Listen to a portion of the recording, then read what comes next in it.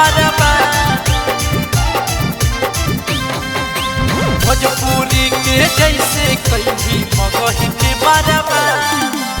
Mixed by Savera Hills। गुंजन सिंह के खिंचल की पवनो ही बेटा बाजर, गुंजन सिंह के खिंचल की पवनो ही बेटा बाजर, भोजपुरी के जैसे कहीं मगही के बराबर, भोजपुरी के जैसे कहीं मगही के बराबर। गुंजन सिंह के खिंचल की पवनो ही बेटा बाजर, गुंजन सिंह के खिंचल की पवनो ही बेटा बाजर, भोजपुरी के जैसे कहीं मगही के बराबर, भोजपुरी के जैसे कहीं मगही के बराबर, मगही के बराबर, भोजपुरी के जैसे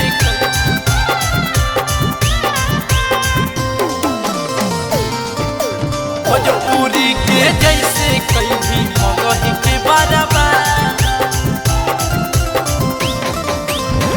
कोई बनोही बेटा झुमटा सतार रे, तोरा से पहले बाऊ दिल को झंडा गारो रे, दिल को झंडा गारो रे।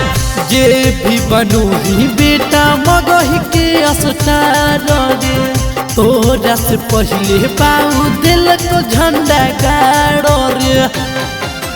बनल बनावल के रास्ता पर एगो हखी तू आजर, बनल बनावल के रास्ता पर एगो हखी तू आजर, भोजपुरी के जैसे कहीं मगही के बराबर, भोजपुरी के जैसे कहीं मगही के बराबर, मगही के बराबर, भोजपुरी के जैसे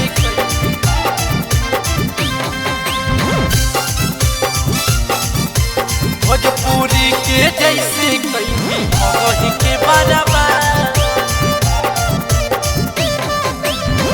चुपचाप से रह को बुझिए नैसियार रे, जे दिन सनक जैतो देतो छतिया फाड़ रे, देतो छतिया फाड़ रे।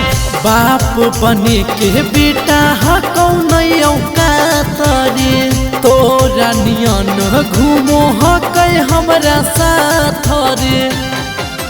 रंगीला बाबू नीतीश शेर तू सब हकसियार रे, रंगीला बाबू नीतीश शेर तू सब हकसियार रे, भोजपुरी के जैसे कहीं मगही के बराबर, भोजपुरी के जैसे कहीं मगही के बराबर। सवेरा फिल्म्स रिकॉर्डिंग स्टूडियो शाहपुर चौक देवन बिघा।